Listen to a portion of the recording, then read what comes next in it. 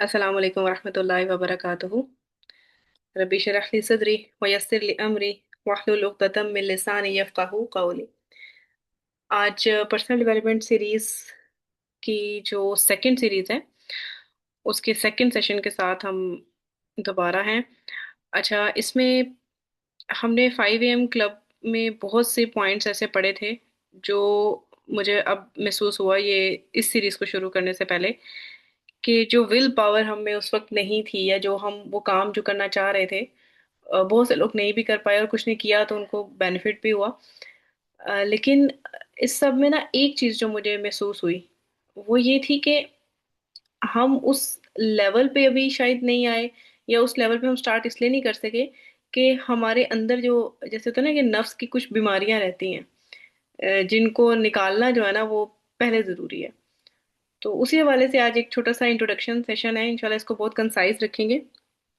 اور اس میں ہم ایک سیریز شروع کرنے جا رہے ہیں جس میں ہم نے پہلا جو پڑاؤ کیا تھا وہ ایموشنل ریگولیشن کے اوپر تھا، تاکہ ایک ہلکا سا یہ سمجھ آئے کہ میں نے کس طریقے سے اپنے اندر جھانکنا شروع کرنا ہے۔ تو اس کے بعد انشاءاللہ اب ہم ڈاکٹر اسرار صاحب کی ایک سیریز ہے، 6 والیوم کی ان کی بکس ہیں، 6 والیومز ہیں اس کے نا، تزکیہ نفس کے نام سے۔ آپ لوگ لیں تو یہ پوری بک پڑھ بھی سکتے ہیں، بہت ہی انٹرسٹنگ ہے۔ اور اس کے اندر جس طریقے سے انہوں نے گھنگال گھنگال کی چیزیں بتائی ہیں، میں نے کچھ سال پہلے پڑھا تھا تو میرے تو 14 طبق روشن ہوئے تھے کہ کچھ چیزیں ہم سوچتے نہیں ہیں، سمپل اور آسان آسان سی باتیں ہوتی ہیں اور ہم ان کو اگنور کر جاتے ہیں، اور ہمیں لگ رہا ہوتا ہے کہ اچھا یہ تو مطلب ایسے ہی ہے۔ اور جب وہ پریکٹیکل لائف میں ہم اس کو دیکھ رہے ہوتے ہیں نا اپنی آنکھوں کے سامنے، پھر بندہ کہتا ہے کہ یار یہ واقعی ایسی چیز تھی جس پہ مجھے غور کرنا تھا۔ اچھا، ڈاکٹر صاحب کی اس سے پہلے ایک بک ہے، وہ بھی بہت مزیدار ہے، کہ راہ نجات کے نام سے۔ بات میں وہیں سے شروع کروں گی کہ قرآن میں اللہ تعالیٰ نے انسان کو سورۃ العصر جب ہم دیکھتے ہیں تو اس میں انسان کی جو نجات کا انحصار ہے وہ چند چیزوں پہ بتایا ہے۔ اچھا، اس سے پہلے میں ایک اس سیشن کا نا، اس پوری سیریز کا ایک ایجنڈا بتا دوں کہ میرے جو پرپز ہوگا نا وہ کہاں کہاں سے دیکھنے کا ہے۔ ایک تو یہ کہ اوبیسلی ہر انسان چاہتا ہے کہ میں قرآن کو آج کے دور میں، کہ قرآن کو کس طریقے سے وہ امپرووائز کروں۔ ایک منٹ۔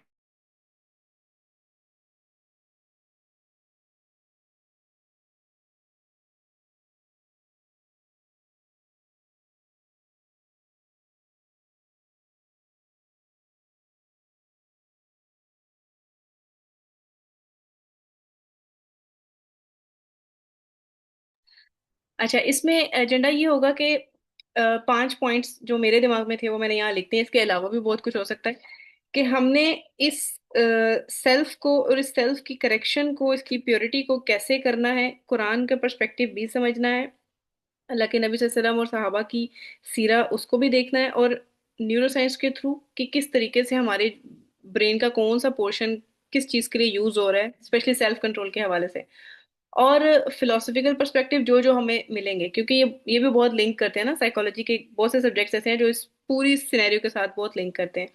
اور پھر انشاءاللہ ایک خواہش یہی ہے کہ اس کے بعد ہم اپنا ایک پرسنل ڈیولپمنٹ پلان بنا لیں کہ ان ساری چیزوں کو انٹیگریٹ میں نے کیسے کر کے اور اس کو اپلائی کیسے کرنا ہے اپنے اوپر نا۔ خواہش یہ ہے کہ اس کے اندر ہمیں ابھی جو سفر شروع کرنا ہے نا، تو اس کی بیس آج ہم انشاءاللہ رکھیں گے کہ کیوں کرنا ہے اور کیسے کرنا ہے۔ اچھا، اللہ تعالیٰ نے قرآن پاک میں ہمیں 4 باتیں بتائی ہیں نجات کے لیے۔ مزے کی بات یہ ہے کہ نجات کے لیے اگر صرف یہ 4 چیزیں کرنی ہے تو میں تھوڑا سا ڈر بھی جاتی ہوں اس کو سوچتے ہوئے کہ یہ واقعی سٹیپ بائی سٹیپ ہے، اور بہت بہت ہی مشکل کاموں میں سے ہے، کوئی آسان کام نہیں ہے یہ۔ یعنی کہ انسان کی نجات کا انحصار ان 4 اعمال پر ہے کہ اس کے ایک تو ایمان، وہ ایمان لے آئے اور عمل صالح کرے۔ کوئی بھی انسان کوئی اچھا عمل بھی کرتا ہے وہ صالح تب تک نہیں ہو سکتا جب تک اس میں ایمان نہیں ہے، اور جیسے ہی وہ صالح عمل کرنے لگتا ہے تو آٹومیٹکلی اس کے اندر خواہش پیدا ہوتی ہے کہ اس حق والی بات کو وہ بیان بھی کرنا شروع کرے، دوسروں سے بھی اس کو شیئر کرے، لوگوں کے اندر اس حق کو بیان کرے اور ان کو ساتھ ملائے۔ یہ ایک بائی ڈیفالٹ ہمارے اندر یہ چیز رکھی ہوئی ہے، اور ایسا ہوتا ہے۔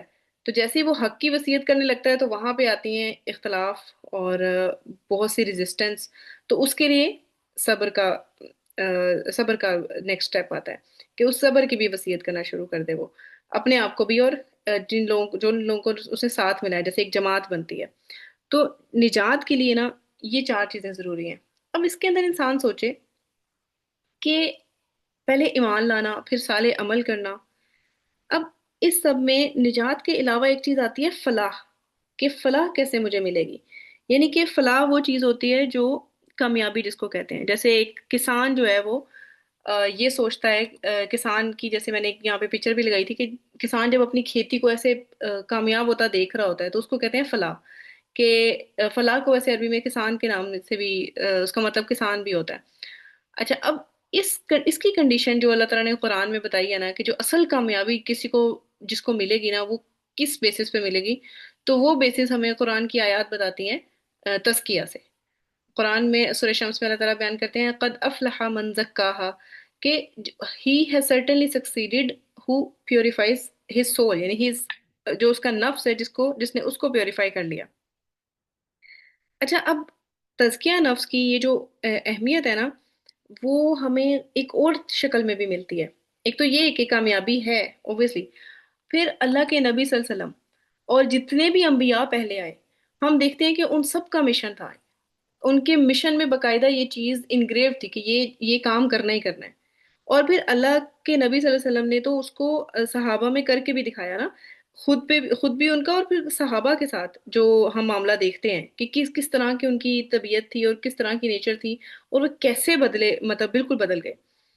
تو نبی صلی اللہ علیہ وسلم کا جو عمل جو تھا نا تزکیہ کے حوالے سے، اس کا نتیجہ ہمیں صحابہ کرام کی نا سیرت میں ان سب اس میں ملتا ہے. کہ کبھی ہم دیکھا کرتے ہیں کہ میں بڑی حیران ہوتی ہوں ان کی ہسٹری پڑھتے ہوئے، کہ وہ راتوں کو عبادات بھی کرتے تھے اور دن میں وہ شہ سوار بھی ہوتے تھے، لڑائیوں میں بھی جا رہے ہیں، جہاد بھی کر رہے ہیں، اور ان کی زندگی کے معاملات بھی اتنے اچھے ہیں، اور ان کی نیتیں بھی اتنی، مطلب جتنا ہم نے اندازہ کیا ہے ان کی نیتیں بھی بہت اچھی.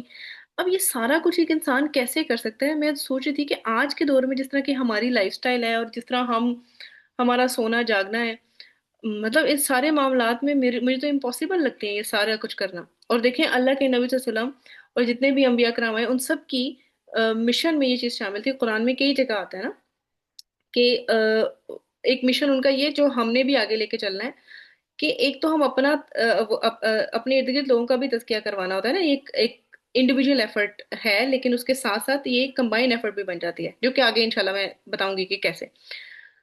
اچھا، یہ آیات میں نے اس لیے سامنے رکھی ہیں کہ ان میں اللہ تعالیٰ بتا رہے ہیں کہ رسول کو ہم نے آپ کے پاس بھیجا ہے جو آپ کے سامنے آیتیں بھی پڑھتا ہے، آپ کو حکمت بھی سکھاتا ہے، اور آپ کو پاک بھی کرتا ہے. تو یہ ان کے مشن میں سے تھا. اس کے علاوہ چار ٹوٹل آیات مجھے ملی تھی اس کے حوالے سے، کہ جن میں بار بار یہی بات آ رہی ہے، اور یہ ڈفرینٹ صورتوں کے اندر نا ڈفرینٹ جگہوں پہ ہے. تو اس کی ریزن کیا ہے کہ یہ ان کا باقاعدہ ایک مشن سٹیٹمنٹ ہے کہ this is what you have to do, اور وہ یہ کر کے گئے ہیں. اس لیے ہمیں سب سے بہتر انہیں کے پاس سے یہ رائے ملے گی کہ کس طریقے سے. اچھا، اس میں نا ڈاکٹر صاحب ایک بڑی مزیدار بات کرتے ہیں کہ جیسے جیسے دنیا چینج ہوتی گئی ہے نا، دین اسلام کے ڈفرینٹ دوسرے تصورات جو ہیں وہ کافی مسخ ہوئے ہیں، اسی طرح نا تزکیہ نفس کے حوالے سے بھی حلیہ کافی بگڑ گیا ہے.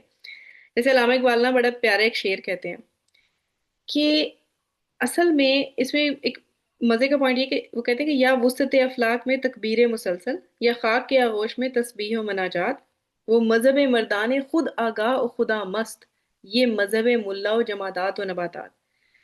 اچھا، اس شعر کی اہمیت نا مجھے اب سمجھ آتی ہے کہ جو اس میں نا دو طرح کے سمجھ لیں مذاہب کو کمپیئر کیا گیا، کہ ایک مذہب ملا کا ہے جو کہ دن رات تسبیح اور مطلب دعائیں اور ہر وقت اپنے اس کے اوپر بیٹھا ہے اپنے مسلح پہ، اور مطلب صرف انہی کاموں میں ہے کہ کتنی دفعہ میں نے استغفار کر لیا اور کتنی دفعہ.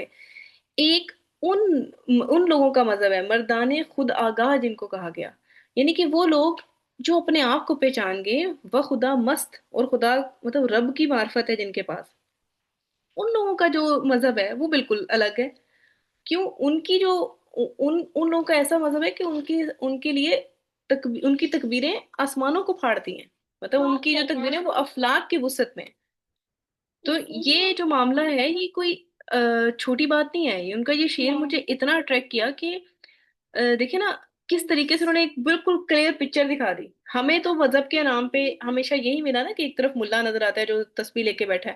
ہمارا دماغ میں پہلی بات ہی آتی ہے، ہم کہتے ہیں وہ فلاں بندہ دینی ہو گیا، تو ہمارے دماغ میں نا پہلا امیج ہی آتا ہے کہ وہ ہر وقت بیٹھ کے نا واللہ اللہ کر رہا ہوگا، اور جب جائیں گے تو وہ لڑکیوں سے بھی صحیح بات نہیں کرے گا اور بالکل الگ کمرے میں بیٹھ جائے گا، کیونکہ ہمارے یہاں یہ کانسیپٹ ہے۔ لیکن علامہ اقبال کہتے ہیں کہ اصل میں مذہب مردان خدا خود آگاہ کون ہوتا ہے؟ جو خود آگاہ ہو۔ یعنی کہ آپ جب تک اپنے آپ کو نہیں سمجھیں گے، نہیں پہچانیں گے، آپ وہ لیول نہیں پا سکتے جن کی تکبیریں جو ہیں وہ آسمانوں کو چھوئیں۔ اچھا، اب ہم نا دیکھتے ہیں کہ وقت کے ساتھ جو جس طرح کا آج کل تزکیہ نفس کا جو خلیہ ہمارے سامنے ہے نا، اس کو چینج کرنے کی کوشش کرتے ہیں۔ اب ہم دیکھیں گے کہ جو اصل میں ہونا چاہیے وہ کیسے ہوتا ہے۔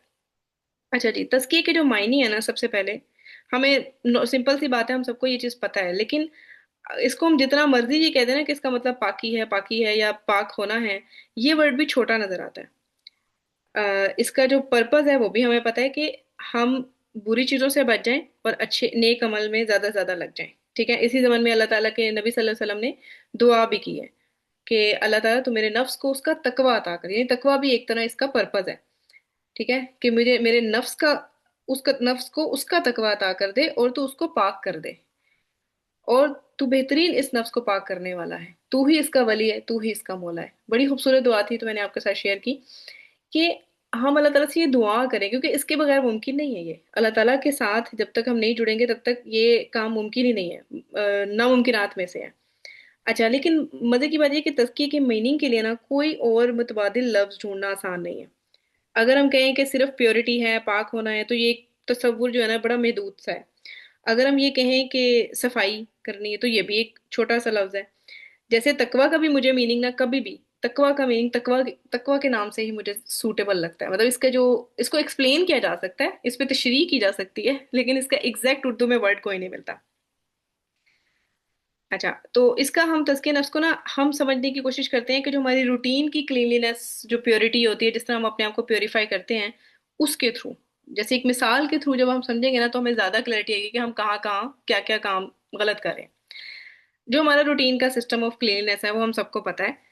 اپنے ارد گرد ہم دیکھیں گے تو ہر جاندار اس ایک سسٹم کے تحت ہی زندگی گزار رہا ہوتا ہے، جیسے اپنی اندر کی گندگی اس کی خود بخود باڈی بھی صاف کر رہی ہوتی ہے۔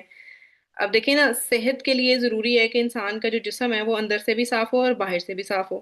اب باہر سے جو صفائی ہوتی ہے، اگر ہم آج کی تاریخ میں مطلب ہم اپنے آپ کو آج پیوریفائی کر لیں، نہا دھو لیں اور سب ہمارا صاف ہو جاتا ہے، جب تک گندگی لگی ہوئی ہے تب تک بھی ہماری کوئی صفائی نہیں ہے۔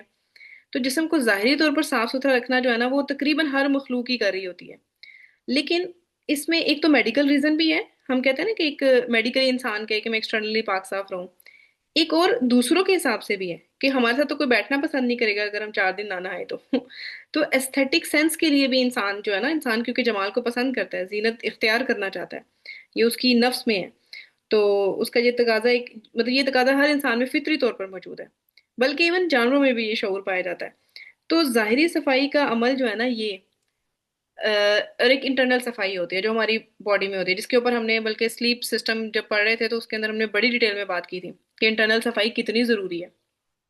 اور انٹرنل صفائی ایون میں آگے بتاؤں گی نا، جب کہ یہ جو ہم جسمانی صفائی کی جس طرح سے بات کریں نا ابھی، تو اس کی جب روحانی صفائی کے اوپر جائیں گے تو ہمارے سامنے وہ چیزیں آئیں گی نا جو ہم حیران رہ جائیں گے کہ اچھا یہ بھی ہوتا ہے۔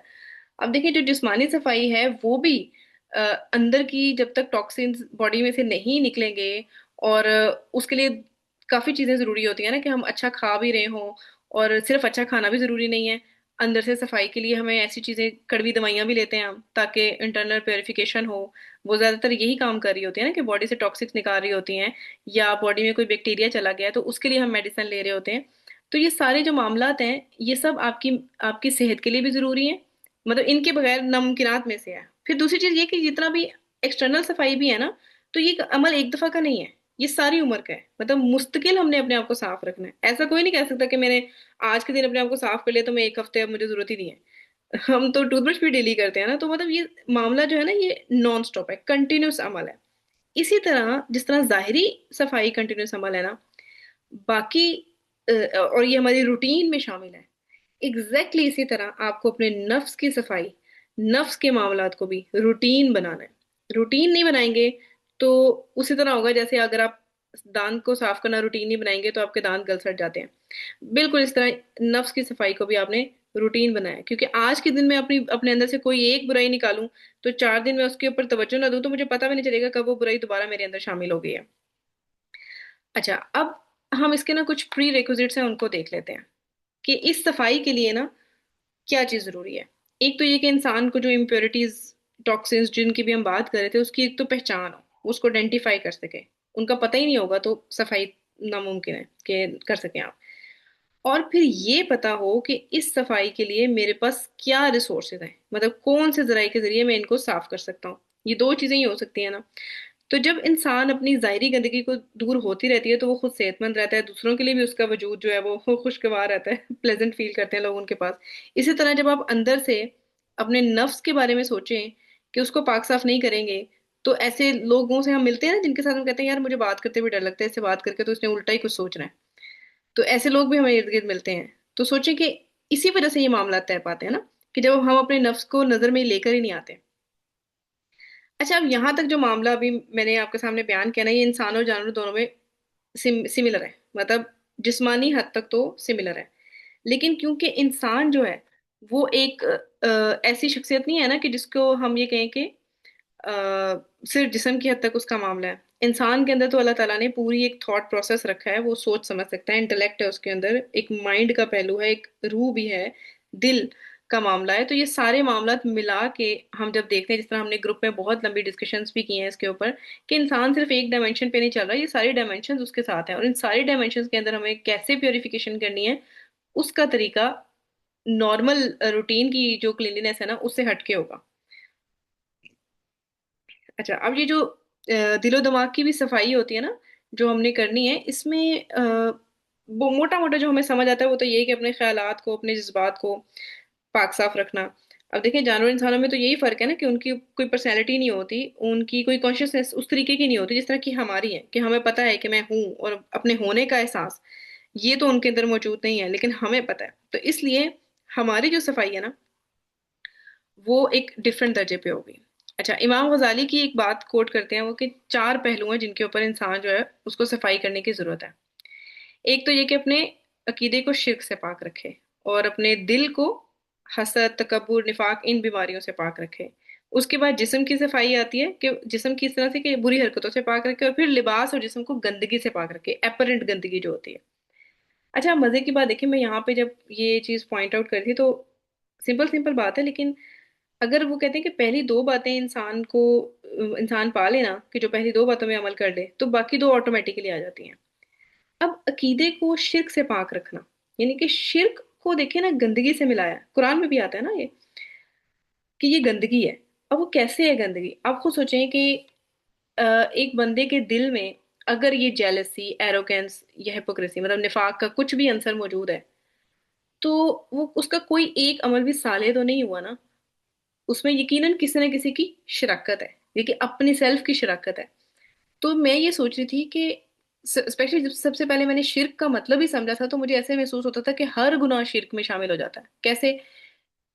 آلموسٹ، مطلب کہ جیسے آپ یہ سوچیں، وقتی ایک ہوتا ہے نا انسان غلطی کر بیٹھتا ہے، لیکن زیادہ تر جو معاملات جس گناہ کو ہم نہیں چھوڑ رہے ہوتے، ہم اس گناہ کو کرتے وقت نا اللہ کو چھوٹا مانتے ہیں، اور اپنی اس خواہش کو، اپنی اس چیز کو بڑا مانتے ہیں۔ تو اللہ کی ذات سے بڑی جس بھی چیز کو مانیں گے تو وہ شرک کے زمرے میں ہی آ جاتا ہے ایک طرح۔ تو ہی واز رائٹ کہ اگر آپ کا دل ہی صاف نہیں ہے تو آپ کا عقیدہ جو ہے نا وہ پاک نہیں ہو سکتا شرک سے۔ اور اسی طرح باڈی کی اپیرنس اور باڈی کے اندر جو سنفل ایکشن جسم کو ہم یوز کرتے ہیں اس کے لیے، تو وہ سارے معاملات بھی اس کے اندر اسی طرح آ جاتے ہیں کہ یہ تزکی کے جتنے ایلیمنٹس ہیں یہ بڑے لازم ملزوم ہیں۔ اچھا، اس کے بعد نا ہاں، یہ وہی بات ہے جو میں نے ابھی پہلے کی تھی کہ 2 چیزیں چاہیے، کہ ایک تو گندگی کی پہچان ہو، اور دوسرا اس کو نکالنے کے ہمارے پاس ریسورسز ہوں۔ اب دیکھیں کہ اللہ تعالیٰ کی دین کی خوبصورتی کیا ہے کہ اللہ تعالیٰ نے یہ دونوں کنڈیشنز جو ہے نا ہمارے لیے فلفل آلموسٹ کی ہوئی ہیں، صرف ہم نہیں دیکھ رہے۔ نمبر 1، اللہ تعالیٰ قرآن میں کہتے ہیں کہ فَأَلْهَمَهَا فُجُورَهَا وَتَقْوَاهَا، کہ میں نے، اللہ تعالیٰ نے نفس میں الہام کر دیا ہے اس کا فسق اور فجور اور اس کا تقوی بھی۔ یعنی کہ جو پہلی والی چیز ہے نا کہ آئیڈینٹیفیکیشن آف امپیورٹی، یہ اللہ تعالیٰ نے ہماری انسٹنکٹ میں، ہمارے اندر ودیت شدہ ہے، ہماری فطرت میں نا، یہ ہماری جینیات میں موجود ہے، ہم اس سے نہیں نکل سکتے۔ انسان فطری طور پر جو ہے وہ اس چیز کی پہچان رکھتا ہے کہ کیا چیز غلط ہے اور کیا چیز صحیح ہے. اب صرف معاملہ وہاں آتا ہے جب ہم مطلب اس کو نہیں دیکھتے نا. اچھی اچھائی برائی ہمیں سب پتہ چل جاتی ہے. اب دیکھیں انسان بذات خود بھی خوبصورتی کو پسند کرتا ہے اور خوبصورت رہنا اس کو اچھا لگتا ہے. تو اللہ تعالیٰ نے اس کی فطرت میں یہ چیز ڈالی ہے نا. اچھا اسی طرح انسان کا جو اخلاق کے بارے میں تصور ہے وہ بھی ایسے ہی ہے کہ ہمیں پتہ ہے کہ جھوٹ بولنا اچھی بات نہیں ہے، دھوکہ دینا اچھی بات نہیں ہے. نان مسلمس بھی کئی کرتے ہیں کہ مطلب وہ اس چیز کو سمجھتے ہیں. تو یہ جو اس کا جو تقوی اور فجور دونوں جو معاملات ہیں نا، اللہ تعالیٰ نے بڑے کلیئر ہمارے اندر یہ چیز بنائی ہوئی ہے.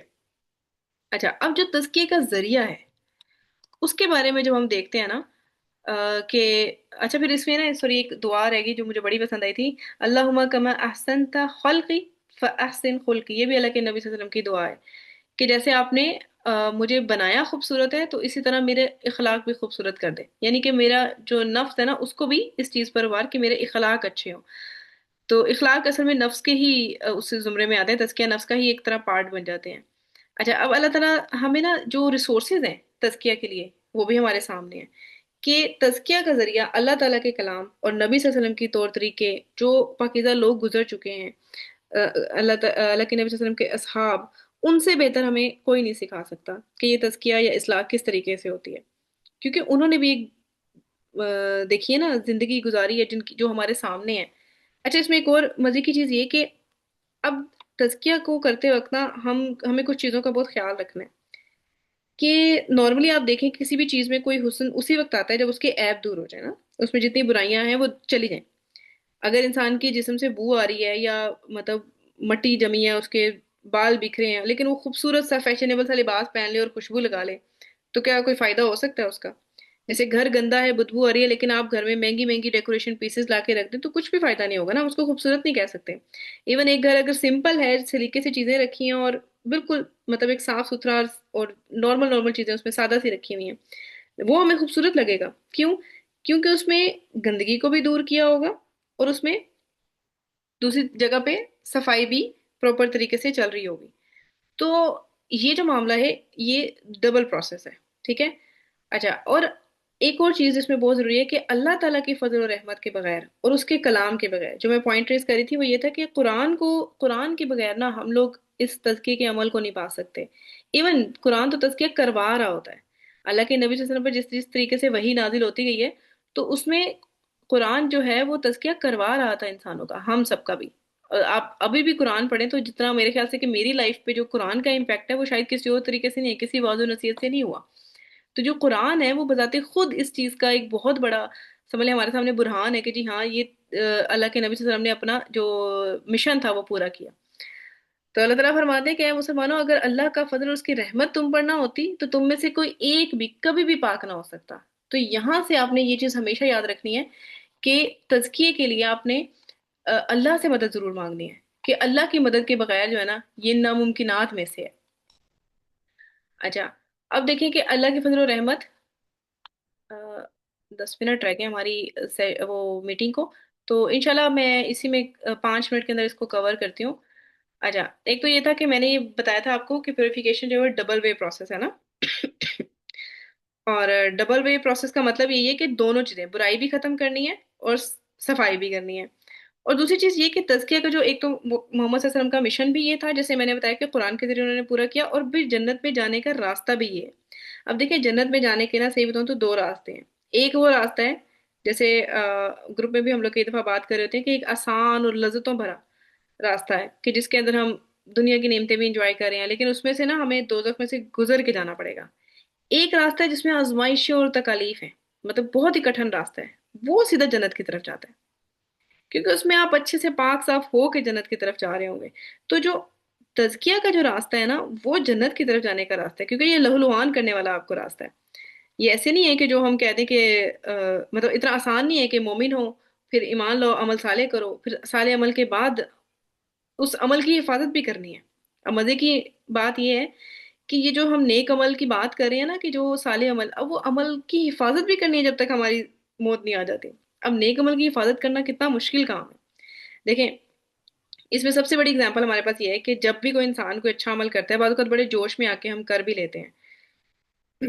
अच्छा, और उसकी हिफाजत करना हमारे लिए इसलिए मुश्किल होता है कि कभी कभी हम किसी की गीबत कर जाते हैं, या कभी हम कोई ऐसा काम कर जाते हैं जो उसको इरेज करता रहता है।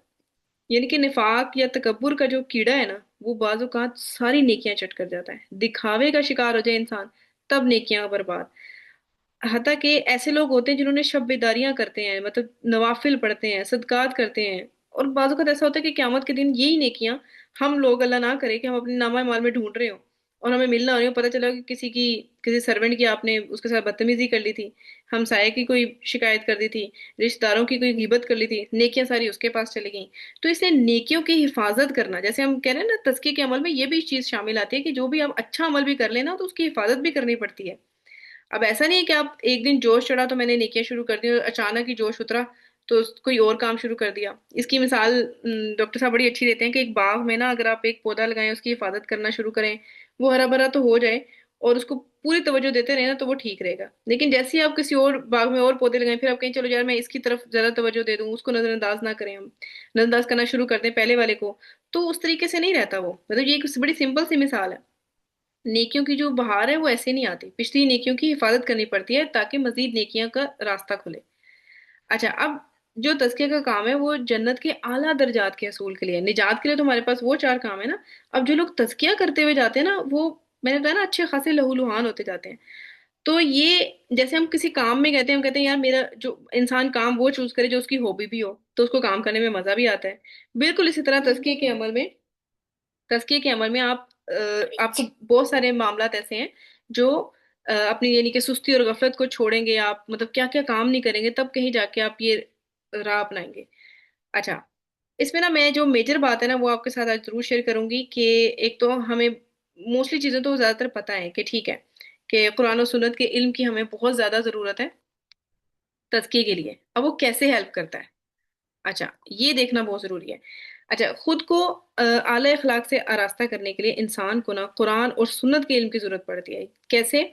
जैसे हम पानी पीते हैं, जिस्म में गर्दिश करता है, जिस्म को नरम रखता है, सारे टॉक्सिक्स निकालता रहता है। इसी तरह अल्लाह की आयत पढ़ते हुए ना हमारे अंदर से बुराइयां ऑटोमेटिकली निकलना शुरू कर देती हैं। और बाज़ औक़ात ऐसा होता है कि अच्छाइयाँ जो हैं वो हमें नेचुरली ही अच्छी लगने लग जाती हैं, क्योंकि ये अर्ज पैदा करती है ना। असल में जो कुरान और सीरा का काम है ना, वो हमारे अंदर वो अर्ज पैदा करना है अच्छा बनने की। बाज़ लोगों में तो वो अर्ज खत्म हो जाती है ना, जिसकी वजह से वो तज़किये काम भी नहीं कर सकते और नेकियों की तरफ उनका ध्यान नहीं जाता। अब वो अर्ज पैदा कैसे होगी? कुरान को अपनी जिंदगी में मुसलसल बना के। अच्छा, जैसे इंसान को पहले तो शर्त ये है ना कि इंसान को ये फील हो जाए कि मेरे अंदर खामियां हैं और मैंने अपने आप को दुरुस्त करना है, तो वो तज़किया का वो नुक्ता आगाज होगा, मतलब वो स्टार्ट हो जाएगा। लेकिन कुरान को महदूद मुद्दत तक पढ़ना भी, उस महदूद मुद्दत तक जैसे पढ़ता रहता है ना इंसान, कभी छोड़ दिया कभी, तो भी कारामद नहीं हो सकता। मतलब कुरान को इस तरीके से पढ़ा जाएगा, उसको जज्ब करते रहना, तो ये तज़किये का मुसलसल अमल होगा। इंसान की जितनी भी बुराइयां और इखलाक होते हैं ना, अब मतलब उनको बुराइयों को कैसे सफाई होनी है और नए नई जो चीजें हमने अडॉप्ट करनी है, नेकियां वो कैसे करनी है, उसमें एक बहुत ही इंपॉर्टेंट की पॉइंट है जो कि हम भूल जाते हैं। कि जो तज़किये की राह होती है ना, उसमें एक एहतियात करनी है हमें। वो एहतियात ये कि इंसान बाज़-औक़ात ना, जैसे जितनी भी ये बुराइयां होती है ना, हमारी रूह पर एक तरह ना जख्मों की मानिंद होती हैं। अब देखिए, हर शय की सफाई का एक खास तरीका होता है। कोई बर्तन गंदा हो तो हम जाली वाली उससे भी मांज मांज के उसको चमकाते हैं। लेकिन जब आपकी रूह गंदी हो और मतलब आपकी रूह पे ऐसे जख्म लगे हैं या आपकी स्किन पे ही जख्म है, आप उसको उस जाली से नहीं मान सकते ना। आप उसको ऐसे थोड़ी करेंगे कि मैं बस यही भी उसी तरह दाग लगे तो मैं इसको चमका दूं। वो उस तरीके से काम नहीं करेगा, बल्कि वो इतनी सख्ती से वो मजीद बिगड़ जाएगा। तो अल्लाह ताला से इसलिए दुआ करनी चाहिए हमेशा कि अल्लाह, जहां सख्ती की जरूरत हो वहां हमें सख्ती करने की हिम्मत दे, और जहां नरमी की जरूरत हो ना वहां नरमी बरतना सिखा। तो जो इस रास्ते में ज्यादातर नए नए मुसाफिर बनते हैं ना, उनको इस बारे में बहुत होशियार रहना चाहिए, बहुत ही मोहतात रहना चाहिए कि अपने ऊपर इतनी सख्ती ना करें कि काम ही छोड़ दें। तो ये वाला हमारे यहाँ ना अप्रोच बहुत ज्यादा आम है कि जैसे ही हम अपने ऊपर ये तज़किये का अमल शुरू करते हैं, तो हम कहते हैं कि भाई ये तो ना मामला बहुत खराब है, मेरी तो जिंदगी जो है ना खत्म होने वाली है बस ना, कि मैं अब सब कुछ छोड़ दूं, अचानक से मैं 360 डिग्री जो है ना वो खत्म हो जाऊं। बेटा एक मिनट बस।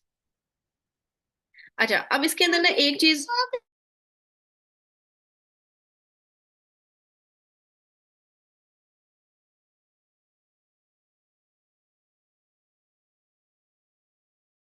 اچھا پھر اس میں نا ایک اور پوائنٹ بڑا ضروری ہوتا ہے جو مجھے نا بہت پسند ہے، کہ بعض اوقات ایسا ہوتا ہے ہم یہ بھی خیال لے آتے ہیں اپنے دماغ میں کہ جی یہ جو جتنے بھی احکامات ہیں یہ تو بعد کی باتیں ہیں، پہلے میں اپنے اندر کی گندگی تو صاف کر لوں، جیسے نماز ہو گیا، روزہ ہو گیا، ان چیزوں میں ہم کوتاہیاں کرنا شروع کر دیتے ہیں۔ تو یہ بھی شیطان کی طرف سے ایک بہلاوا ہوتا ہے، اور نہ یہ کوئی مطلب تزکیہ کوئی ٹائم باؤنڈ چیز تو ہے نہیں کہ ہمیشہ ہی مطلب ہمیں تو ہمیشہ ہی کرنا ہے نا یہ کام۔